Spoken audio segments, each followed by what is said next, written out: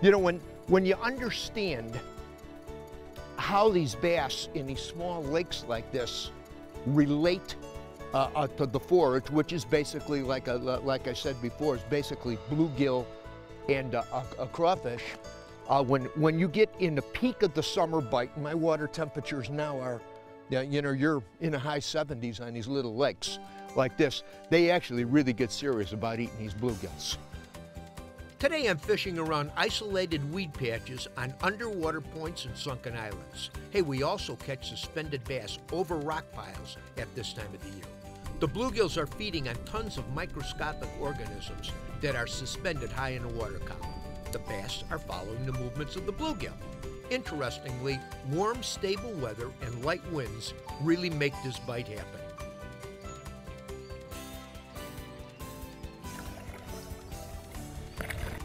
Oh, got him right by the boat. He hit, look at that sucker. You hit that swim jig. You know, it was interesting what had happened. As soon as that bait, I was reeling it really slow. And as soon as that bait did its directional change and started to come up like this, that fish was on. He hit it. He was following that thing. Oh boy, he was really good. That's what I love about this bait. It gets them right in the top of their mouth. The hook is so sharp. I mean, you never miss them on a swim jig. They decide to eat a swim jig, it's yours. Sometimes I'll never leave a spot. I'll come back through first with the clack and crank, the most active bait. You know, I'll work it, I'll get a couple biters on that. And then before I leave, I put that swim jig on and come right back through that whole area again. It's a subtler bait. You know, it's running high in the water column. It's not making a lot of noise or vibration. He tore my little Trigger X flapping craw. I got to get another one of those. They really like that thing.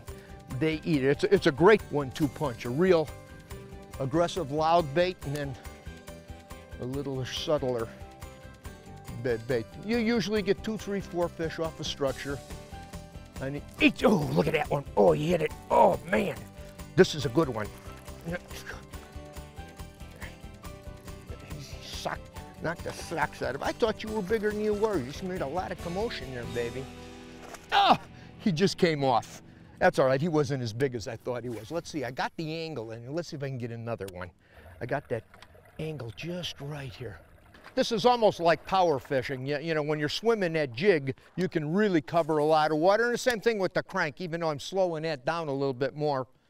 The point is you could really cover a lot of water in a day. A lot of cases, you know, guys are coming in here and they're throwing jigs. Oh, I thought I had one there. Heavy weed. They're throwing jigs or Texas rig worm, shaky worm, you know, jig worm, something like that, and they're fishing immediately under the fish.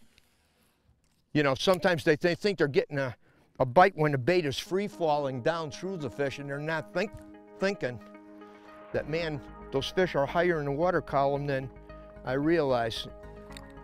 And in summer like this, that's what's happening.